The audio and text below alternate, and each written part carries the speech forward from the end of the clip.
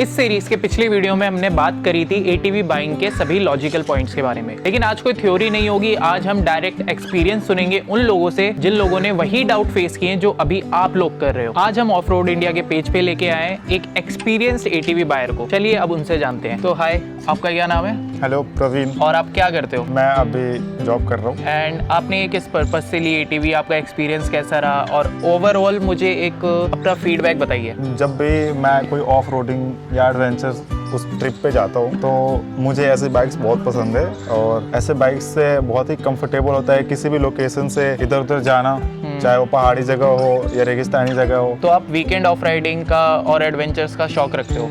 हाँ, वीकेंड्स पे हमारे सैटरडे संडे वीकेंड्स हमारा ऑफ राइडिंग और एडवेंचर्स का ही प्लान होता है हमेशा ही। ओके, तो प्रवीण मुझे ये बताओ, आपका सबसे बड़ा डाउट क्या था एटीवी लेने से पहले कि बार बार मन में आ रहा था कि ये डाउट आ रहा है? हाँ बिल्कुल, मेरे कुछ डाउट्स तो थे, जैसे रिलायबिलिटी होती है कि ये रिलायबल है या नहीं, उसके बाद इसके जो स्पेयर पार्ट्स हैं इजीली अवेलेबल होंगे या नहीं, उसके बाद एक और सबसे बड़ा डाउट जो था वो है कि इंडिया में एटीवी परचेस करना वर्थ इट है या नहीं। तो प्रवीण मुझे ये बताओ, एटीवी लेने से पहले आपको डर लगता था कि डिसीजन गलत ना हो जाए? हाँ बिल्कुल, एक तो इसका प्राइस भी कम नहीं होता है और लेने के बाद कहीं कुछ प्रॉब्लम हो जाए तो फिर डर तो लगा ही रहता है। तो प्रवीण मुझे ये बताओ, मार्केट जब आपने एक्सप्लोर करी तो आपको कभी कंफ्यूजन हुआ? हाँ बहुत ज्यादा, सेम दिखती है एटीवीज लेकिन प्राइसेस अलग अलग। लेकिन अब जब मैं ऑफ रोड इंडिया आया और वहां से मैंने जब सारी जानकारी ली, मेरे सारे कंफ्यूजन क्लियर हो गए। तो प्रवीण मुझे ये बताओ, आपने सस्ती एटीवी लेने का ऑप्शन कंसीडर किया? हाँ बिल्कुल किया, किसको पसंद है ज्यादा पैसा देना। लेकिन जब मैंने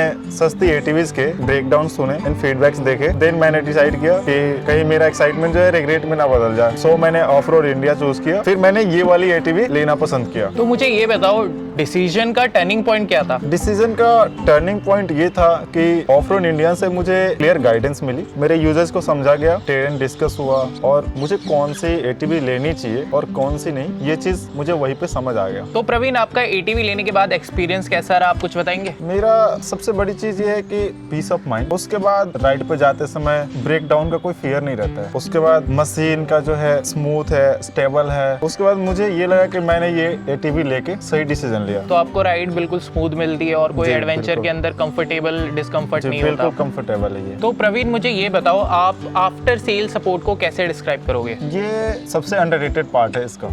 इसमें सर्विस सपोर्ट मिलता है एंड जब भी हम कॉल करते हैं कस्टमर सपोर्ट से भी इंस्टेंट हमको रिस्पांस मिलता है। स्पेयर पार्ट्स का भी सपोर्ट मिलता है, इसलिए कोई टेंशन नहीं है। ये चीजें जो है एक्साइटमेंट से भी ज्यादा इंपॉर्टेंट है। अगर आप व्यूअर में से किसी को एडवाइस देना चाहोगे as an experienced ATV rider, तो आप क्या करोगे? मैं सबसे पहले तो ये एडवाइस देना चाहूंगा कि जल्दी मत करो। उसके बाद सिर्फ प्राइस के पीछे मत भागो। प्राइस अगर अच्छी लगती है तो हमें अच्छी चीजें भी मिलती है और बिना सोचे समझे कुछ भी ना करें। एटीवी का मजा तभी आता है जब आप टेंशन फ्री रहते हो, तभी एक अच्छी राइड होती है एटीवी।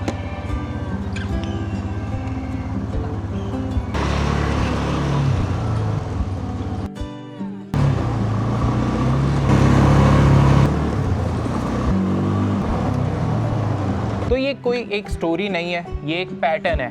2015 से ऑफ रोड इंडिया ने 50,000 से भी ज्यादा एटीवी सोल्ड करी हैं और हमें ये स्टोरी बार बार दिखती है। तो अगर आप भी डिसीजन वाली स्टेज पे हो तो प्रेशर लेने की कोई जरूरत नहीं है। बात करते हैं, समझते हैं और फिर डिसीजन लेते हैं। ऑफ रोड इंडिया को आज ही कॉल या व्हाट्सएप करें। No hard selling, only honest guidance. Off road India, own the wild.